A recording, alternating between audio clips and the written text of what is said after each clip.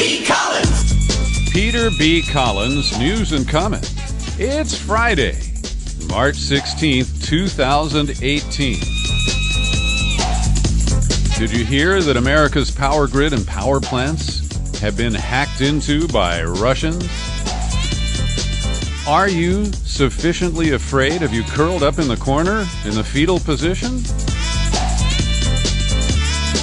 Like so many of these claims, when you really examine them closely, well, there ain't that much there. So we have this worldwide anti-Russian hysteria that's been building since the alleged use of a chemical agent in Britain on a former Russian double agent. Theresa May has led the charge, and yesterday the United States joined in the chorus of voices condemning Russia. But they haven't provided any evidence, and we're going to drill down into the British story in a bit. But the astounding claim published in today's New York Times and first broken late last night, I was watching Rachel Maddow, and she said, "We've got breaking news," and she proceeded to telegraph hefty levels of fear as she interviewed New York Times reporter Nicole Perlroth. And the headline on the Times reads, U.S. says, hacks left Russia able to shut utilities. And the news account is that according to the Trump administration and a private cybersecurity firm, Moscow is sending a message that it could disrupt our critical infrastructure facilities if it wants to. These strikes began a few years ago and accelerated in late 2015, and the Times links that to the same time the Russian interference in the American election was underway. Now, as you know, I believe that those claims are exaggerated and that there's no public evidence for the central pillars of the Russiagate narrative. Still. And now we have this pretty frightening announcement coming from our government that Russian hackers have made their way to machines with access to critical control systems at power plants. The hackers never went so far as to sabotage or shut down the computer systems that guide the operations of the plants. Now, here's the critical part. New computer screenshots released by the Department of Homeland Security Thursday made clear that the Russian state hackers have the foothold they need or would have needed to manipulate or shut down power plants. And they quote a guy from Symantec. We now have evidence they're sitting on the machines connected to industrial control infrastructure that allow them to effectively turn the power off or effect sabotage. Now, this is the first time that the administration has officially named Russia as the perpetrator of assaults. And while it was news to me yesterday, the Times says that last month our government accused Russia of being behind the NotPetya attack against Ukraine last year.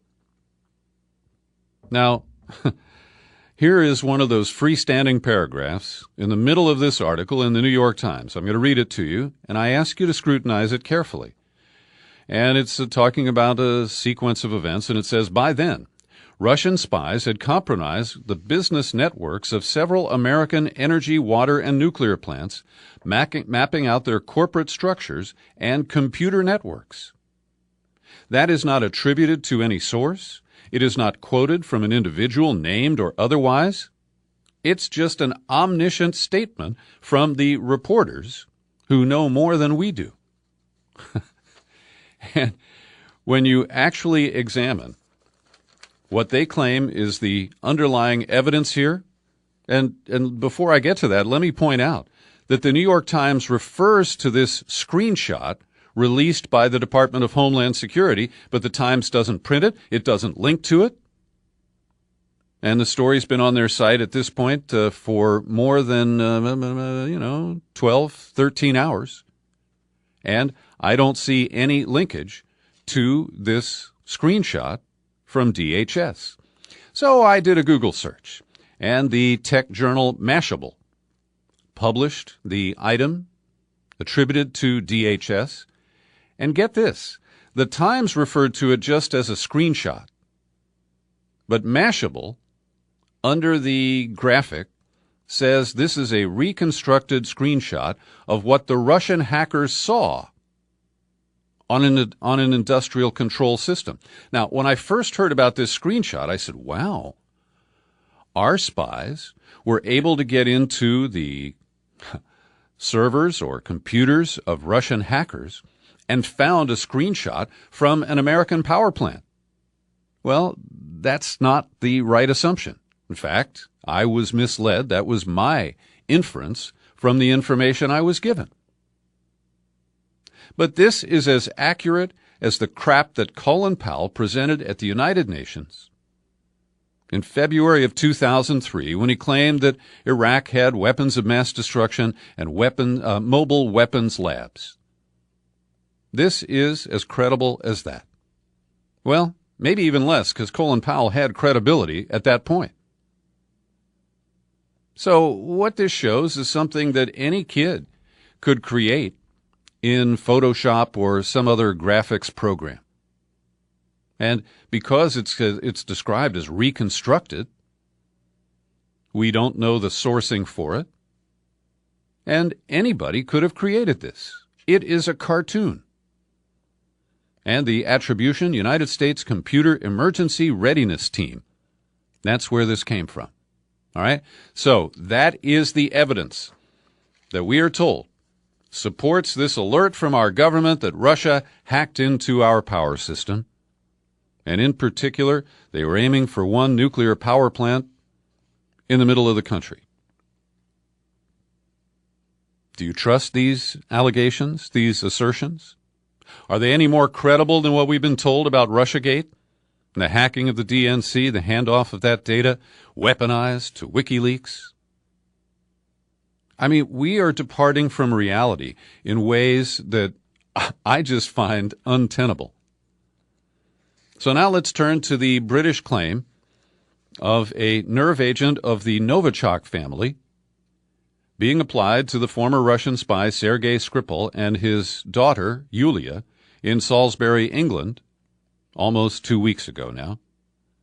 So one of the central figures here, who is quoted as blaming Russia for this, is a former Russian scientist named Vil Murzayanov.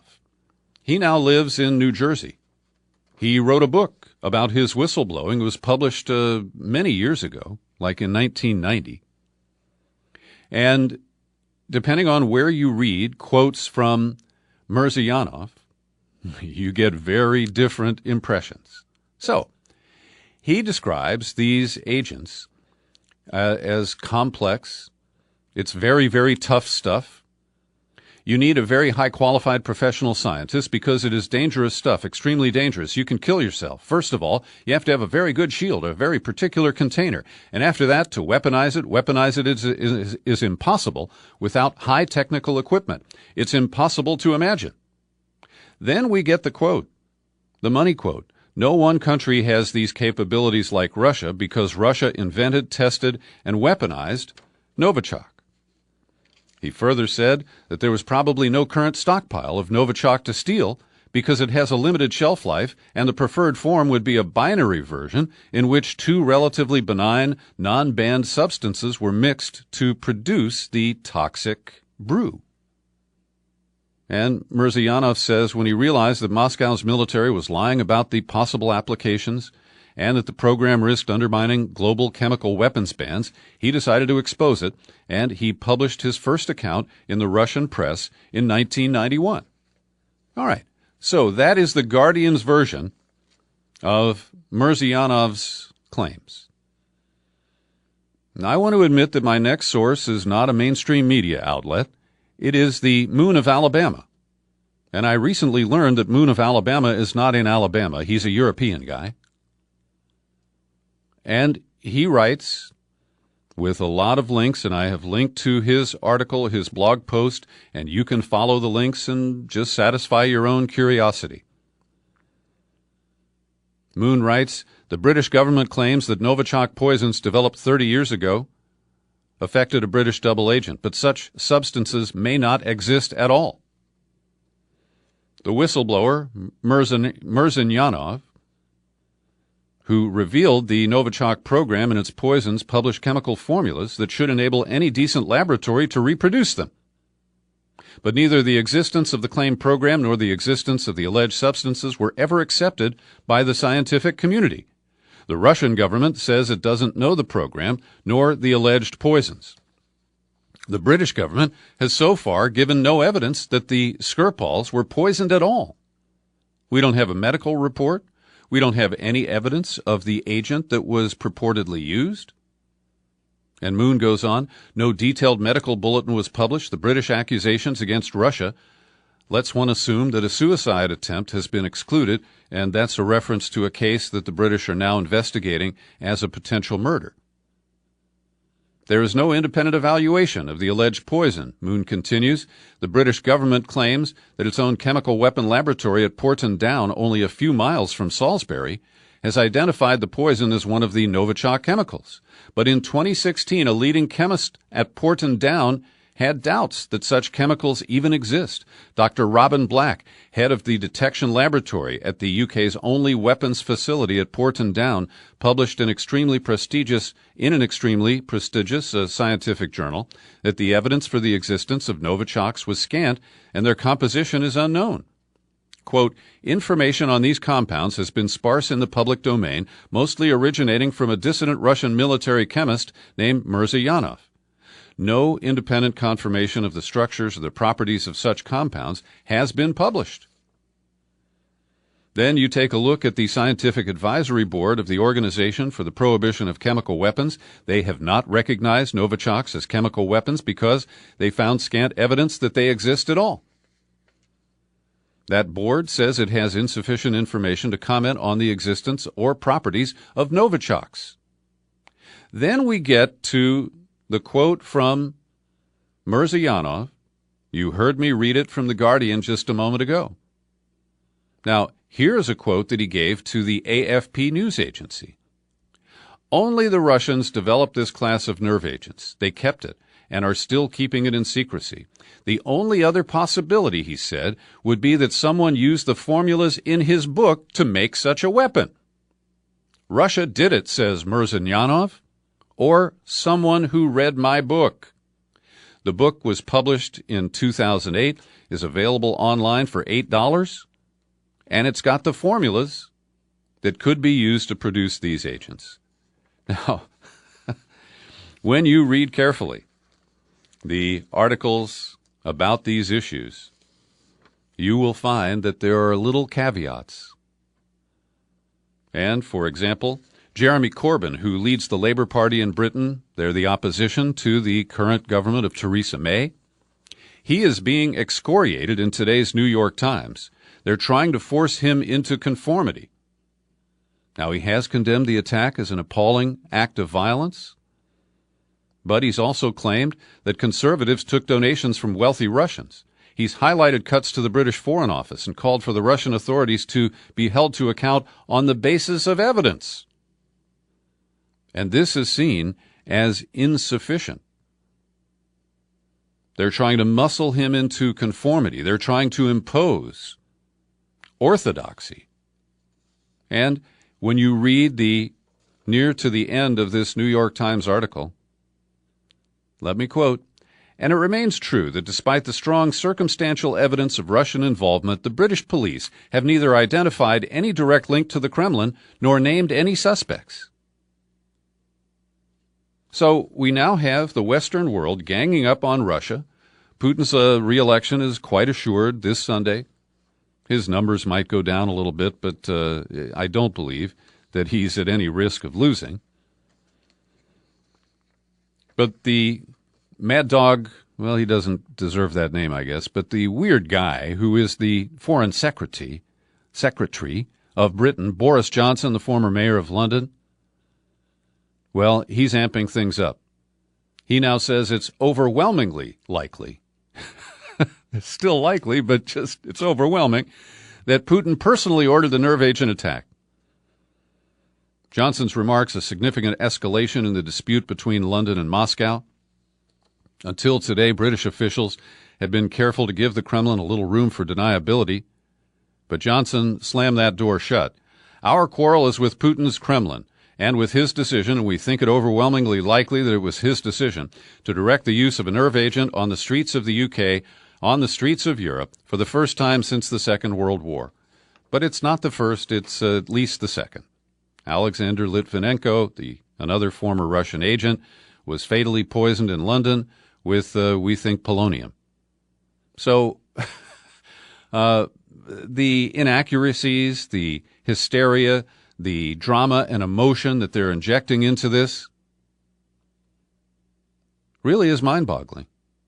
And we don't have any public evidence. The British kind of based this on Russiagate in the United States. Hey, it's tested, it's proven. You can just lay out intelligence-based allegations that are consistent with this or consistent with that, and the public will buy it. So we will continue to watch this one. On these shores, the controversy over Trump's nomination of Gina Haspel to be the first woman to run the CIA is hitting quite a little bit of blowback. And today I'm releasing a fresh in-depth interview with Professor Lisa Hajar. She teaches sociology at the University of California, Santa Barbara.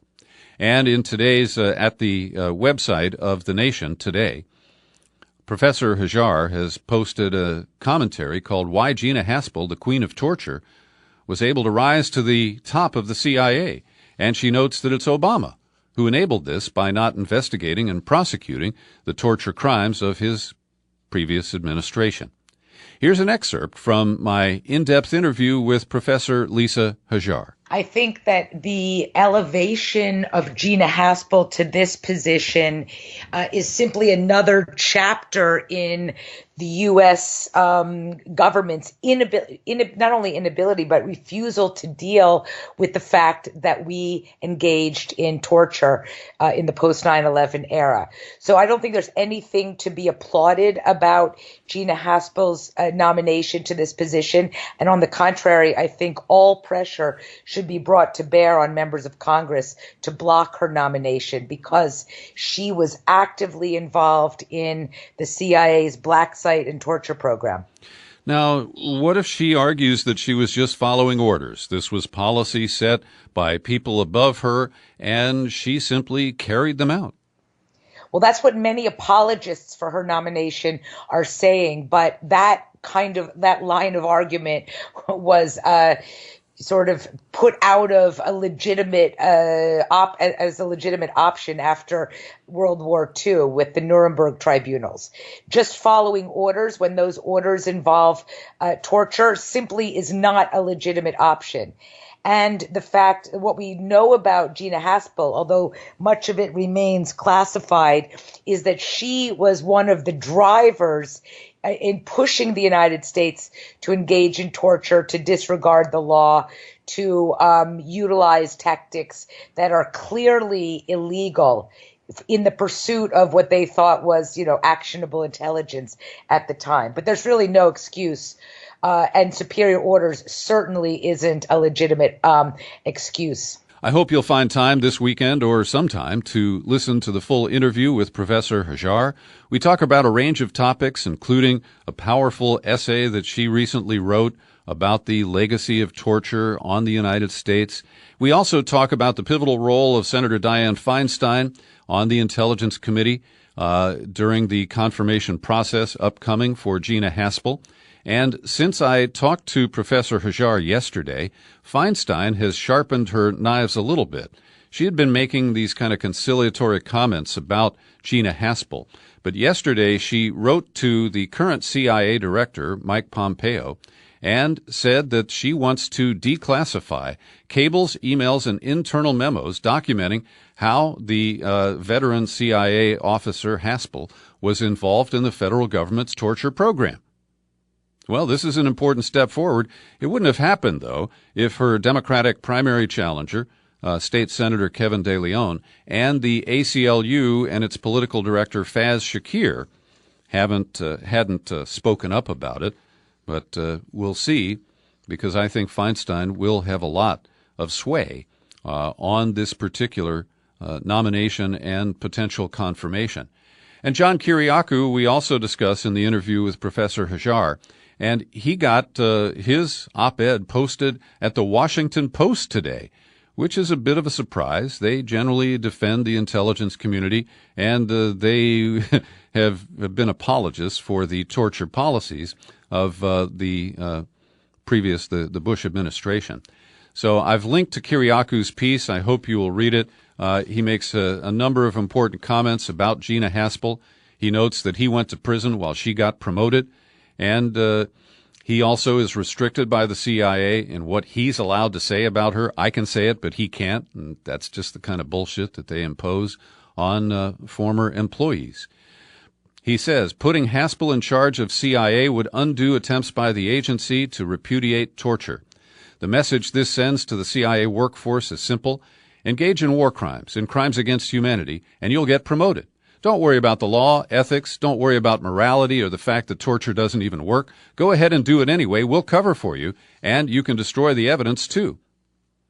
And later, Kiriaku writes, but while I went to prison for disclosing the torture program, Haspel is about to get a promotion despite her connection to it. Trump's move hurts morale among CIA officers who recognize that torture is wrong. It comforts people at the agency who still believe enhanced interrogation is somehow acceptable. I spoke with a senior officer this past week who said the more things change, the more they stay the same. We're learning from a BuzzFeed story today that Mike Pompeo, who's going to move from running the CIA to the State Department if Trump has his way, well, he's got his own team, a kill squad. And to be fair, this may be a substitute for the killer drone strikes that Barack Obama directed in weekly video conferences. I think those were held on Tuesday. But this is something that apparently it's being denied by the agency, but BuzzFeed says they have two sources who have confirmed this. And this just leaves Bloody Gina with more tools for mayhem if she is confirmed as director of the agency. Every day I pause for a minute and thank the people who support my work here at the Peter B. Collins Podcast with your subscriptions. People like the amazing Terry Paris in Berkeley, California, the fine folks at Technical Support Cooperative, you know who you are, Ted Kelly, and the amazing Benny Alto. This is just another subscription for one of his many pooches. I'd like you to support me too. And frankly, I need it. A lot of people have checked out for whatever reason who've been supporting me in the past, and my revenues are declining. So I need you to help buck them up. Come on over to peterbcollins.com. Click on the menu tab, pull it down, click on Become a Subscriber. It takes you to the sign-up page, and you can choose the level of support that is comfortable for you. Now, typically, I don't cover stories because it was 5 years ago or 10 years ago or, just based on the turn of the calendar page. But right now, we are looking back at the 50-year mark for the war in Vietnam and the brutal My Lai massacre. The war went on for 7 more years after My Lai. And 1968 was such a brutal year, with the assassinations of Martin Luther King, Robert F. Kennedy, and the election of Richard Nixon. And it was 15 years ago this month that George W. Bush insisted on taking us into an unnecessary war in Iraq. And we are still paying for that. And the Syrian war remains a killer 7 years to the day that it started. And in Iraq, a U.S. military helicopter crashed yesterday, and as many as 7 Americans may have died. In Syria, yesterday alone, 78 people were killed in the suburb of Damascus known as Ghouta, which is the real focus of the war right now. And most Americans care more about what's on their television. I hear that Katy Perry kissed a contestant on The Voice or whatever show she's on, and that's a big controversy right now. I don't know how people have such twisted priorities. So the Trumpster is expanding his trade war, targeting China.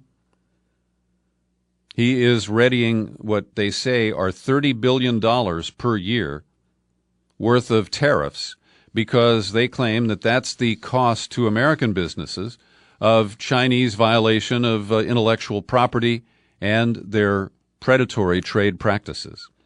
And again, I have said before that I am not against tariffs. I'm not a wide-open free trader. But we still don't have any systematic basis for who gets a tariff applied and who doesn't. And this arbitrary nature is going to harm the United States. And American consumers, at least in the short term, will pay more for shoes and technology devices, smartphones. And it's not clear that these tariffs will have the intended effect. Bob Mueller has subpoenaed the Trump Organization for all of their business records related to Russia, and it shows that he is not observing the red line that Trump tried to draw, saying, don't get into my business. This doesn't come as a surprise to me, but it is confirmation that the investigation will continue. And as I've said, I believe that Trump is dirty, and I believe he's dirty with a lot of corrupt Russians. And we know that he's got corrupt people around him. His son-in-law, Jared, Mike Flynn. There's a new story out today about Paul Manafort and his the way a California bank closed accounts because of suspicious activity. These people were all running scams while they were on Trump's campaign. And the transition heading into the presidency. So I do expect that we'll see fraud and all kinds of dirty dealings. I'm still waiting for proof on the central allegations of the Trump-Russia narrative. Donnie Jr. got served with papers yesterday from his wife, Vanessa. Vanessa Hayden Trump has filed for divorce. After 12 years and 5 children, she's had enough. Why did it take so long, Vanessa? Well, for the last week or so, I have been sharing with you the disturbing news from Washington of how Democrats crossed party lines to support the Crapo bill, Mike Crapo's bill, to further undermine the Dodd-Frank law that was a weak response to the economic meltdown of 2008. And get this. Over in the House of Representatives, they're saying, don't expect us to just rubber stamp the Senate and pass this bill. It doesn't go far enough. Yes, they want to take a deadly, risky, bad piece of legislation and make it even worse. All we can hope is that their effort is an overreach that will lead to a deadlock and nothing will happen. But honestly, I don't expect that. You may have heard that DeAndre Harris, who was brutally assaulted and beaten during the Charlottesville protests and counter-protests last year, well, he was facing a misdemeanor assault charge from the white guy who beat him up. The good news is today the judge in Charlottesville dismissed that frivolous complaint.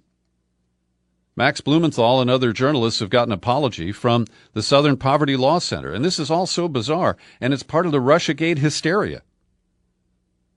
The Southern Poverty Law Center, Morris Dees founded it years ago. They've done a great job of exposing hate in America. But they've got a reporter who posts articles on their website. His name is Alexander Reed Ross. And on March 9th, he published an article called The Multipolar Spin, How Fascists Operationalize Left-Wing Resentment.